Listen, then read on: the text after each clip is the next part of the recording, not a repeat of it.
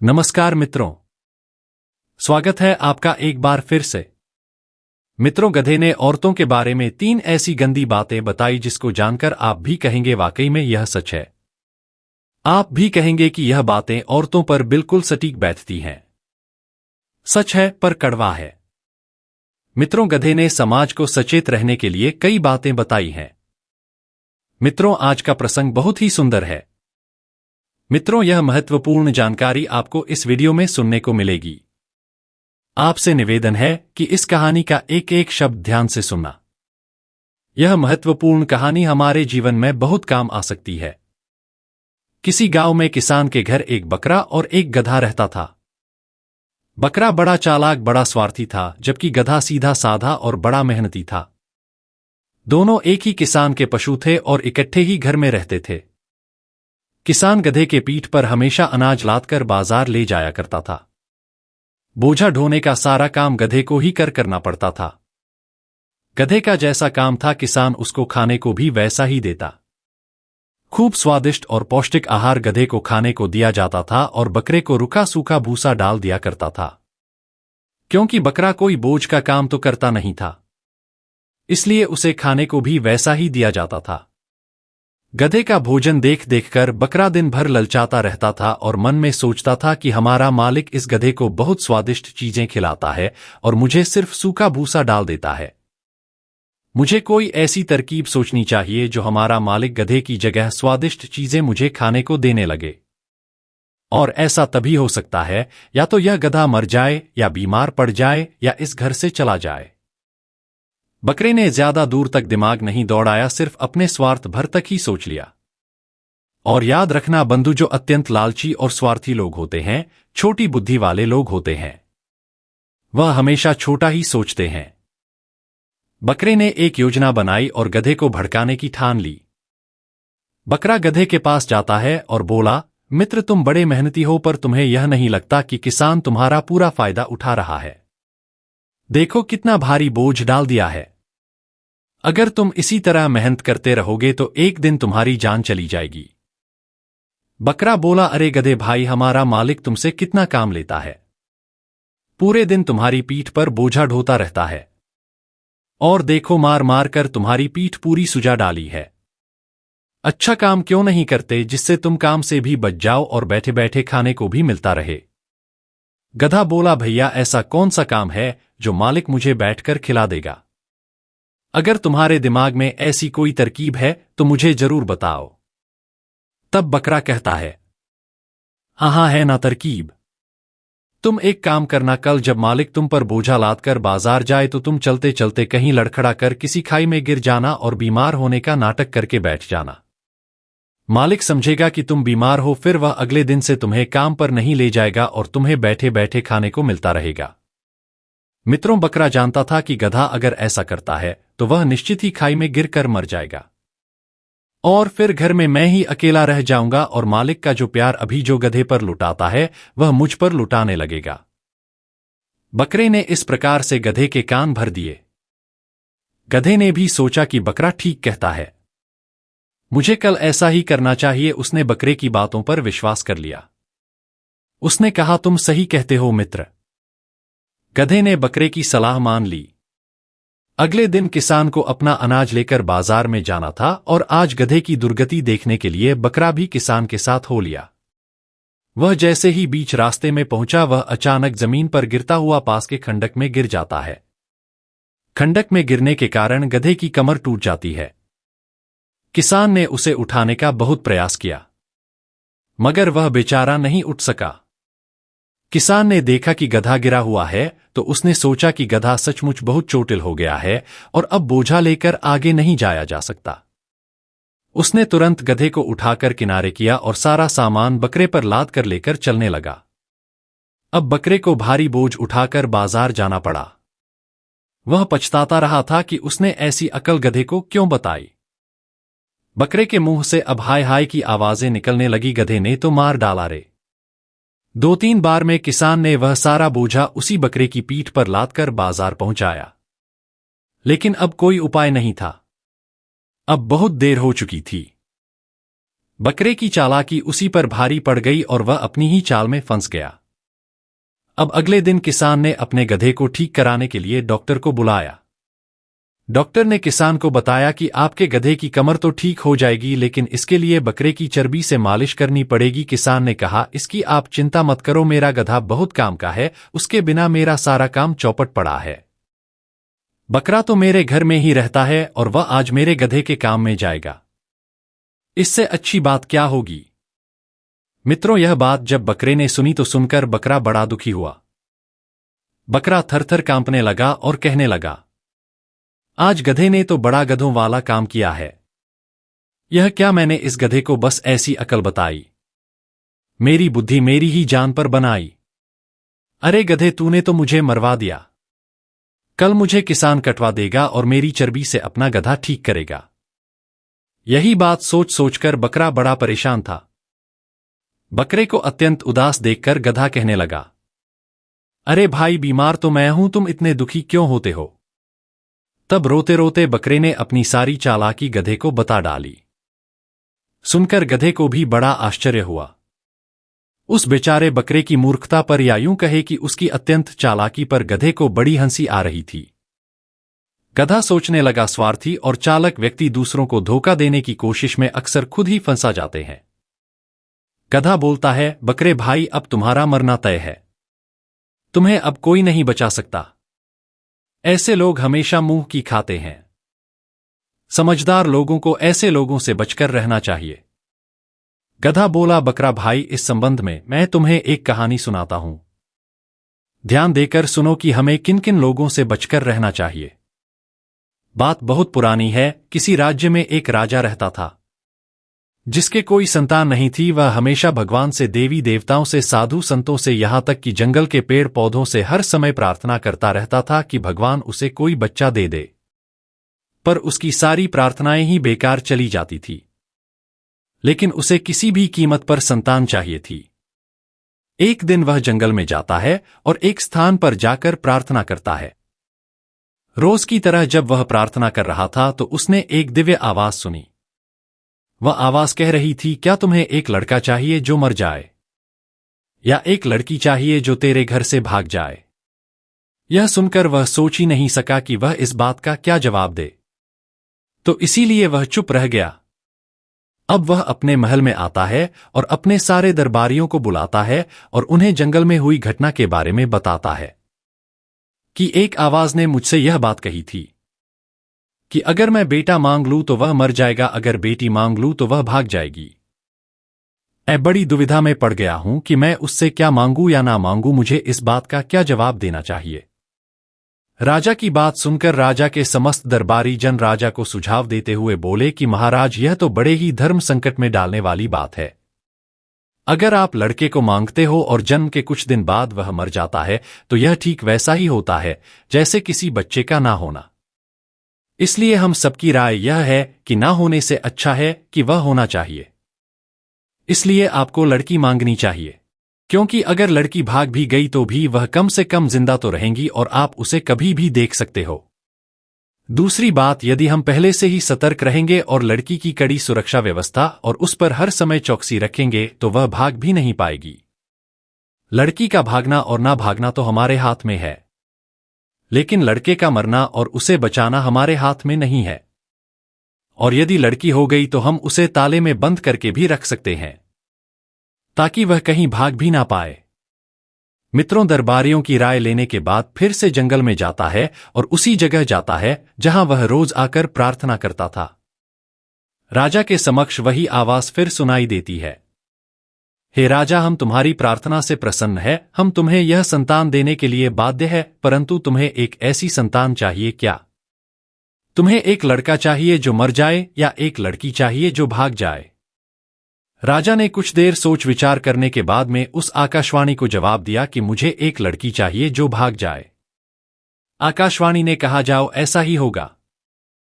समय आने पर तुम्हारी पत्नी के गर्भ से एक पुत्री पैदा होगी जो आगे चलकर भाग जाएगी। इधर गधा कहता है, हे बकरा भाई, अब आगे सुनो। उस आकाशवाणी की कही हुई बात बिल्कुल सही साबित हुई। समय आने पर उस राजा की रानी ने एक सुंदर बेटी को जन्म दिया। बेटी होने के बाद राजा सदमे में आ गया, क्योंकि वह बेटी के चरित्र से पहले ही अवगत था। राजा को बेटी को लेकर चिंता होने लगी। मित्रों, शहर से कई मील दूर राजा का एक बगीचा था, जिसके बीच एक महल बना हुआ था। बेटी के भाग जाने के डर से वह अपनी बेटी को उसी बगीचे वाले महल में लेकर जाता है और एक आया के साथ उसने अपनी बेटी को उसी महल में छोड़ दिया। राजा और रानी अक्सर उनसे मिलने के लिए वहां चले जाते थे, ताकि वह लड़की राजा और रानी से मिलने के लिए जिद ना करें और वह नगर से शहर से अपरिचित रहे। उनका मानना था कि लड़की अगर शहर में आएगी और आकर्षक वस्तुएं देखेगी, आकर्षक लोगों से मिलेगी, तो उसका मन भटकेगा। इसीलिए उसे इन सब चीजों से दूर रखा गया था, ताकि वह इन सब बातों को और लोगों से अपरिचित रहे और वह वहां से भाग ना सके। राजा और रानी अपनी बेटी से मिलने जब कभी महीना 2 महीना बाद जाते रहते थे। धीरे धीरे जब राजकुमारी बड़ी हो गई, जवानी की सीढ़ी पर जब उसने कदम रखा तो उसका मन आकर्षक वस्तुओं को देखने का होने लगा। मित्रों, एक दिन एक नौजवान व्यक्ति उस बगीचे की तरफ आता है और उसने राजकुमारी को देखा और उस राजकुमारी ने नौजवान को देखा तो दोनों में प्रेम हो गया। राजकुमारी ने पहली बार किसी सुंदर पुरुष को देखा था तो देखते ही उसे उससे प्रेम हो जाता है। वह पुरुष राजकुमारी की आया को रिश्वत में बहुत सारे पैसे देता है और राजकुमारी से मिलने की इजाजत ले लेता है। कुछ दिन तक दोनों का मिलना जुलना चलता रहा। धीरे धीरे उनका प्रेम परवान चढ़ने लगा। दोनों को एक दूसरे से प्रेम हो जाता है। दोनों ने खुशी खुशी शादी कर ली। दोनों ने यह शादी अपने माता पिता को बिना बताए ही कर ली थी। इस प्रकार धीरे धीरे वह युवक राजकुमारी को शहर में घुमाने ले जाने लगा। 9 महीने उपरांत राजकुमारी ने एक सुंदर बेटे को जन्म दिया। अगली बार जब राजा अपनी बेटी से मिलने आता है तो पहले वह उसकी आया से मिला। उसने उससे पूछा कि उसकी बेटी कैसी है। आया बोली, बहुत अच्छी है। आप विश्वास नहीं करेंगे कि उसने अभी अभी एक बेटे को जन्म दिया है। यह खबर मैं आपको भिजवाने ही वाली थी। मित्रों, यह सुनकर राजा के पैरों के नीचे जमीन खिसक जाती है। सोचने लगा कि जिस बात के डर से मैंने उसे शहर से इतनी दूर बगीचे में रखा था और वही बात हो गई। राजा को बहुत शर्मिंदगी महसूस हुई और वह बहुत गुस्सा भी हुआ। राजा ने उस लड़की से कोई भी रिश्ता रखने से इनकार कर दिया। वह राजकन्या अपने पति और बेटे के साथ उसी बगीचे वाले महल में रहने लगे। यह सुनकर राजा ने उससे कोई रिश्ता रखने से मना कर दिया। इस तरह राजकुमारी अपने पति और बेटे के साथ उसी महल में अकेली रहती रही। धीरे धीरे उसका बेटा बड़ा होने लगा। राजा ने तो उससे संबंध ही तोड़ दिया था। ना तो वह कभी बगीचे में आता था और ना कभी अपनी बेटी और नाती को अपने घर बुलाता था। धीरे धीरे जब वह राजकुमारी का पुत्र 15 साल का हो जाता है, उसके बाद भी उसके बेटे ने कभी अपने नाना को नहीं देखा था, क्योंकि राजा ने अपनी बेटी और उसके बेटे से मिलने से इनकार कर रखा था। राजकुमारी का जो पति था उस पर भी राजा ने बगीचे में आने पर पाबंदी लगा रखी थी। एक दिन राजकुमारी के पुत्र ने अपनी मां से कहा, मां, मैं अपने नाना से मिलना चाहता हूं। उसकी मां ने कहा, हाँ बेटी, क्यों नहीं, जाओ, तुम उनके महल में चले जाओ और उनसे मिल आओ। तुम्हारे नाना इसी शहर में रहते हैं, मेरे साथ साथ वह तुमसे भी नफरत करते हैं। शायद उनका मन बदल जाए। गधा बोला, हे भाई बकरे। अगले दिन राजकुमारी का पुत्र सुबह जल्दी उठा और एक घोड़े पर सवार होकर काफी सारा पैसा लेकर अपने नाना से मिलने के लिए चल देता है। जब वह वहां पहुंचा तो उसके नाना ने उसे कोई प्यार नहीं दिखाया, बल्कि उसकी तरफ देखा भी नहीं और उससे बोले भी नहीं। इस प्रकार कई बार राजकन्या का बेटा राजा से मिलने के लिए जाता है, मगर राजा ने उसका ठीक से स्वागत नहीं किया। कुछ दिनों के उपरांत वह राजकन्या का पुत्र अपने नाना से कहता है, नाना जी, आप मेरी मां से और मुझसे इतने नाराज क्यों रहते हैं? लड़के की बात का राजा ने कोई उत्तर नहीं दिया। लड़के ने फिर पूछा, नाना जी, आप कुछ बोलते क्यों नहीं? तुम मेरी मां को कौन सी शर्त पर क्षमा कर सकते हो? मुझे बताओ, मैं तुम्हारी वह हर शर्त पूरी करने को तैयार हूं। राजा कहने लगा, पुत्र, मैं तुम्हें और तुम्हारी मां को एक शर्त पर क्षमा कर सकता हूं। जब तक तुम जंगल में रहने वाली जादूगरनी का सिर काट कर नहीं लाओगे तब तक मैं तुमसे नहीं बोलूंगा। यदि तुम उस जादूगरनी का सिर काट कर मुझे लाकर दे दोगे तो मैं तुम्हें और तुम्हारी मां को अपना लूंगा। राजकुमार बोला, नाना जी आप चिंता ना करिए, मैं आपकी यह इच्छा जरूर पूरी करूंगा। मैं उस जादूगरनी का सिर काटकर अवश्य लाऊंगा। राजा बोला, यही तो मैं चाहता हूं कि तुम वहां जाओ और उस जादूगरनी का सिर काट कर लाओ। मित्रों, राजा के मन में कपट चल रहा था। वह उस लड़के को अपने कपट जाल में फंसा रहा था, क्योंकि वह जादूगरनी एक ऐसी जादूगरनी थी जो कोई उसको देखता था वह पत्थर का बन जाता था। और यह बात वह राजा जानता था कि उसके नाती के साथ भी यही होने वाला है। ये उसका शीश लेने जाएगा और उसका चेहरा देखते ही पत्थर का बन जाएगा। इसलिए उसने यह कहा था कि वह उस जादूगरनी का सिर काट कर ले आए। मित्रों, लड़का जादूगरनी के पास जाने के लिए चल देता है। मित्रों, आगे की हर कठिनाइयों से वह अनजान था। उस लड़के ने एक बहुत ही बढ़िया घोड़ा चुना और कुछ पैसे और कुछ खाने पीने का सामान लेकर चल पड़ता है। चलते चलते रास्ते में उसे एक बूढ़ा व्यक्ति मिलता है। बूढ़े व्यक्ति ने जब उस नौजवान बालक को जंगल की ओर जाते हुए देखा तो पूछने लगा, बेटे तुम कहाँ जा रहे हो? लड़के ने जवाब दिया, बाबा मैं जादूगरनी का सिर काट कर लाने के लिए जा रहा हूं। मेरे नाना मेरी मां से बहुत नफरत करते हैं, वे बस इसी शर्त पर मुझे और मेरी मां को अपना सकते हैं। बूढ़ा आदमी समझ गया कि राजा की नीयत साफ नहीं है। जरूर उसने इस बालक को जादूगरनी के हाथों मरने के लिए छोड़ दिया है। बूढ़ा आदमी बोला, बेटे इस काम के लिए तुम्हें एक ऐसा घोड़ा चाहिए जो उड़ सके, क्योंकि वहां पहुंचने के लिए तुम्हें एक पहाड़ के ऊपर से जाना पड़ेगा, जिस पर बहुत सारे बाघ और जहरीले जीव जंतु रहते हैं। अगर तुम इस घोड़े से जाओगे तो यह तुम्हारा घोड़ा और तुम दोनों उन जंगली जीवों का भोजन बन जाओगे। निश्चित ही वे तुम दोनों को खा जाएंगे। लड़का कहता है, बाबा मुझे ऐसा घोड़ा कहाँ मिलेगा जो उड़ता हुआ जा सके, मुझे उस जादूगरनी तक पहुंचा सके। बूढ़ा कहने लगा, रुको मैं तुम्हें एक ऐसा घोड़ा लाकर देता हूं। यह घोड़ा नदी, पहाड़ों और जंगलों के ऊपर से उड़ता हुआ उस जादूगरनी तक तुम्हें पहुंचा देगा। इतना कहकर वह बूढ़ा आदमी गायब हो जाता है और वह एक अद्भुत और शानदार घोड़े के साथ फिर से प्रकट होता है। घोड़ा उस बालक को देते हुए बूढ़ा आदमी कहने लगा, बेटे अब तुम मेरी बात ध्यान से सुनो। तुम सीधे सीधे उस जादूगरनी को नहीं देख सकते, क्योंकि अगर तुमने उसे देखने का प्रयास किया तो तुम पत्थर के बन जाओगे। तुम भी उसे देखने के लिए एक विशेष तरह के शीशे की मदद लेनी होगी। और मैं तुम्हें यह भी बताता हूं कि वह शीशा तुम्हें कहां मिलेगा और कैसे मिलेगा। तुम यहां से उत्तर दिशा की ओर चले जाओ और थोड़ी दूर जाने के बाद तुम्हें एक संगमरमर का महल दिखाई देगा और उसके आगे एक बगीचा दिखाई देगा, जिसमें तरह तरह की फूल वाली पेड़ पौधे लगे होंगे। उस बगीचे में तुम्हें दो अंधी महिलाएं मिलेंगी। उन दोनों स्त्रियों के पास केवल एक ही आंख है। वे दोनों उसे एक आंख को आपस में बांटकर इस्तेमाल करती है, यानी कि उसे एक आंख से भी दोनों बदल बदल कर देखती है। उन्हीं स्त्रियों के पास वह शीशा है जो तुम्हें उस जादूगरनी को देखने के लिए चाहिए।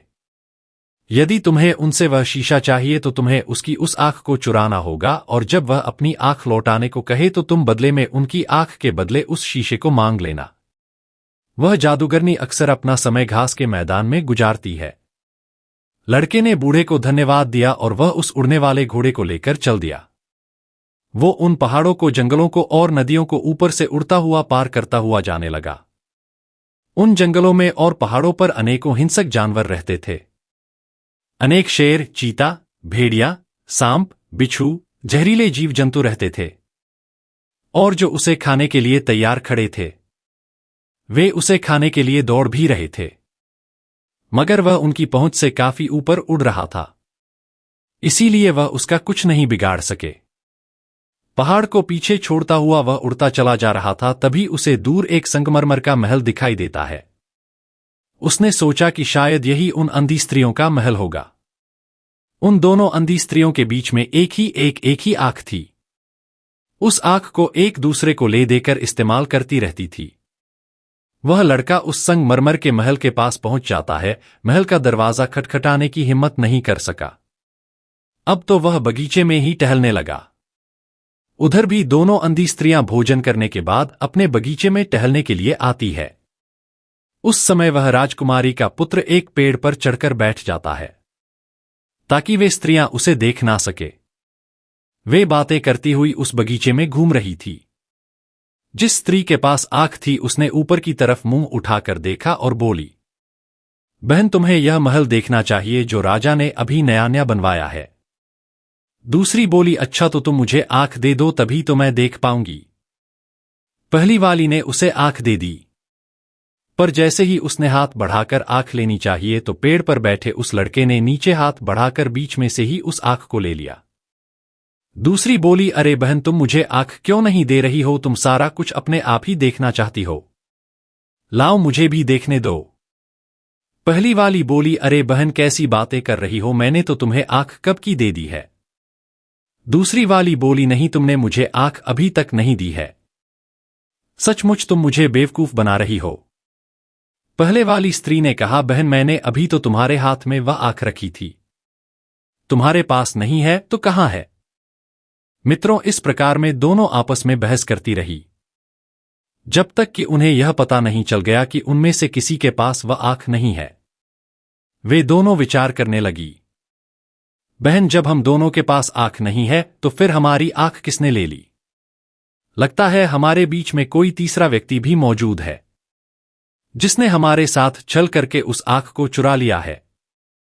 तभी वे जोर से बोलती हैं, अगर वह आदमी यही है जिसने हमसे हमारी आंख ली है तो मेहरबानी करके वह हमारी आंख हमें दे दे, क्योंकि हम दोनों के पास केवल एक ही आंख है और उसी से हम दोनों बहनें देखती हैं। अगर उसे हमसे हमारी आंख के बदले में कुछ चाहिए तो वह हमें बता दे, हम उसे देने को तैयार है। वह हमें बताए कि वह हमसे क्या चाहता है, हम अपनी आंख के बदले में उसे वस्तु प्रदान करेंगे। तब वह लड़का पेड़ से नीचे उतर आता है और उनसे कहता है, तुम्हारी आंख मेरे पास है, मुझे इसके बदले में आपसे वह शीशा चाहिए जिसमें मैं जादूगरनी को देख सकता हूं। उन दोनों स्त्रियों ने कहा, बेटा पहले तुम हमारी आंख हमें वापस कर दो तभी तो हम तुम्हें ढूंढ कर दे सकेंगे। मित्रों, उस लड़के ने उनकी वह आंख लौटा दी। उनमें से एक स्त्री ने अपनी आंख लगाई और दोनों महल में चली गई। कुछ देर में ही एक शीशा लेकर वापस लौटती है।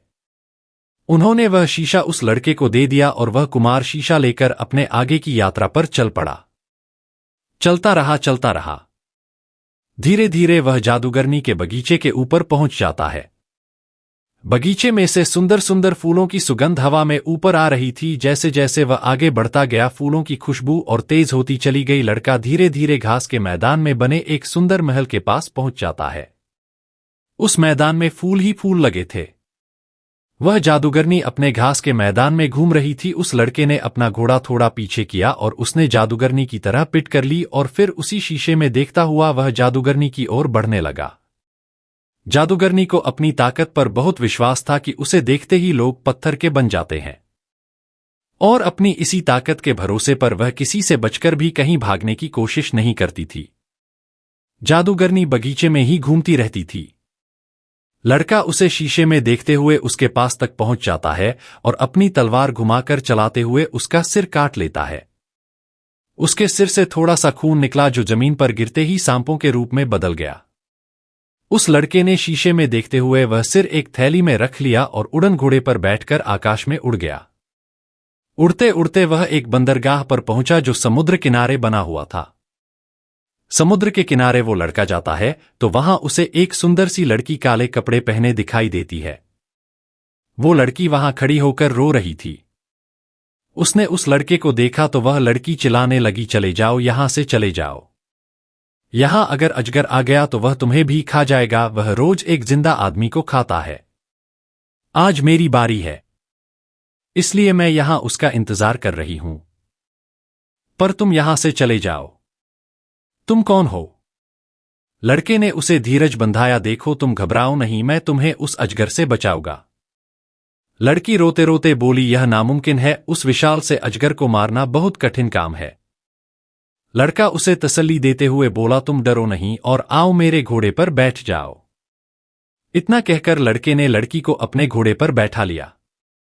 उसी समय पानी में छपाक सी आवाज सुनाई देती है। वह आवाज उसी अजगर की थी जो समुद्र से बाहर निकलकर उसे खाने वाला था। तो लड़के ने लड़की से अपनी आंख बंद करने के लिए कहा और उसने भी अपनी आंखें बंद करके थैले में से उसी जादूगरनी का सिर निकाला लिया। उधर अजगर ने पानी में से अपना सिर बाहर निकाला तो उसे जादूगरनी का वह सिर दिखाई दिया। सिर देखते ही वह अजगर तुरंत पत्थर का बन गया और समुद्र की तले में डूब गया। वह लड़की एक राजा की बेटी थी, तो लड़की को अजगर से बचाकर वह राजकुमार उसके माता पिता के पास ले जाता है। राजा और रानी दोनों ही अपनी बेटी को जिंदा और सही सलामत देखकर बहुत खुश होते हैं। इसके बदले में राजा ने अपनी बेटी की शादी उस लड़के से कर दी और वह लड़का कुछ दिन उनके पास रहा। उसके बाद वह लड़का राजकुमारी को साथ लेकर अपने राज्य के लिए लौट आता है और कहा, मैं खुद ही अपने राज्य का राजा हूं और उसे वापस लौटना है। राजकुमारी को लेकर वह अपने नाना के पास पहुंचा। राजा अपने नाती को जिंदा वापस आया देखकर बड़ा आश्चर्यचकित होता है और साथ ही कुछ दुखी भी होता है। लड़का बोला, नाना जी, आप यही चाहते थे ना कि मैं जाऊं और जादूगरनी का सिर काट कर ले आऊं? तो देखिए, मैं उसका सिर काट कर ले आया हूं। इतना कहकर उसने अपनी आंखें बंद करके जादूगरनी का सिर्फ थैले से निकाला और राजा के सामने कर दिया। जैसे ही राजा ने उसका सिर देखा तो वह राजा पत्थर का बन जाता है। मित्रों, इसे उसकी करनी का दंड मिल जाता है। उसके बाद लड़का अपने माता पिता के पास वापस चला जाता है। वहां से उन सब को लेकर वह अपने नाना के राज्य में लौटता है और अपने नाना के बाद वह लड़का वहां का राजा बन जाता है। उस राजकुमारी से उसकी शादी हो गई थी और वह खुशी खुशी उसी नगर में रहने लगी। मित्रों, इस कहानी में सीखने वाली बात यह है कि ऐसे 4 प्रकार के लोग जो आपके सामने आपके भले बनने का दिखावा करते हैं लेकिन भीतर से आपको नष्ट करने का षड्यंत्र रचते रहते हैं, उन लोगों से बहुत ही सावधान रहने की जरूरत है, क्योंकि वह लोग मुंह के मीठे और मन के बहुत कड़वे होते हैं। उनके मुख में अमृत और हृदय में हलाहल होता है। ऐसे लोगों को पहचानना बहुत मुश्किल होता है जो आपके साथ रहकर आपका नुकसान करते रहते हैं। अब सवाल यह है कि उन्हें कैसे पहचानें? तो मित्रों, एक गधे ने उनकी कुछ पहचान बताई है। नंबर 1, ईर्ष्यालु व्यक्ति, जो लोग आपके अच्छे काम हैं, सफलता और गुणों से जलते हैं और सामने से आपके मित्र होने का नाटक करते हैं। वे आपको हानि पहुंचाने के लिए गुप्त रूप से योजना बनाते हैं और आपके सम्मुख आपके गुण गाते रहते हैं। ऐसी 2 मुंहे चेहरे वालों से सदैव सावधान रहना चाहिए। नंबर 2, मतलबी मौका परस्त लोगों से। ऐसे लोग केवल अपने लाभ के लिए आपके साथ होते हैं। वे तब तक आपके पक्ष में रहते हैं जब तक उन्हें आपसे कोई फायदा मिलता है, लेकिन मौका मिलते ही आपको नुकसान पहुंचाने में भी वे पीछे नहीं हटते। नंबर 3, ऐसे व्यक्ति जो आपकी तरक्की से, आपके हुनर से जलता हो। यह लोग अंदर से आपको पसंद नहीं करते और आपके ऊपर तो नकारात्मक भावना रखते हैं। हालांकि सामने से वह आपके हितैषी होने का नाटक करते हैं, परंतु उनका असली दोष आपको गिराना या कमजोर करना होता है। ऐसे लोगों से सदैव सावधान रहना होगा और उनके इरादों को समझना बहुत ही महत्वपूर्ण है। चौथे प्रकार के लोग वे हो सकते हैं जो आपके सामने स्वयं को लज्जित या शर्मिंदा महसूस करते हैं, या आप उनके किसी ऐसे राज से वाकिफ होते हैं जो उन्हें कमजोर, बदनाम या पराजित कर सकता है। यह लोग इस कारण आपसे भयभीत होते हैं और अपने भीतर असुरक्षा का भाव रखते हैं। उनकी यह सुरक्षा धीरे धीरे आपको नष्ट करने की ओर ले जाती है, क्योंकि वे आपके प्रति विश्वास और द्वेष पाल लेते हैं। यह लोग अपनी सुरक्षा के कारण आपको एक खतरे के रूप में देखते हैं और इसी कारण से आपको नीचा दिखाने या नुकसान पहुंचाने का प्रयास करते हैं, क्योंकि आप उनके किसी गहरे राज से अवगत हैं। वे इस तरह डर में जीते हैं कि आप उनका कब पर्दाफाश कर सकते हैं, इसलिए वे आपके प्रति भीतर ही भीतर शत्रुता पाल लेते हैं। रिश्तों में झूठी विनम्रता, ऐसे लोग आपके सामने झूठी विनम्रता और सम्मान दिखाते हैं, लेकिन उनके भीतर आपकी ओर नकारात्मक भावनाएं होती हैं जो समय के साथ हानिकारक बन सकती है। गधा बोला, मित्र, तुम्हारे जैसे लोग जो अंदर ही अंदर लोगों की खुशियों से जलते हैं, उनका उसी राजा की तरह हाल होता है। मित्रों, अपनी धूर्तता के कारण बकरा मर गया और उसकी चर्बी का इस्तेमाल गधे की कमर ठीक करने के लिए किया गया। तो मित्रों, इसीलिए ऐसे लोगों से हमें सचेत रहना है। तो इस कहानी से आपने क्या सीखा, कमेंट सेक्शन में अपनी राय जरूर देना। मिलते हैं आपसे अगली वीडियो में एक और ज्ञानवर्धक चर्चा के साथ। तो मित्रों, आज के लिए बस इतना ही। वीडियो को लाइक करें, शेयर करें और चैनल को सब्सक्राइब करें। अंत तक बने रहने के लिए आपका बहुत बहुत धन्यवाद।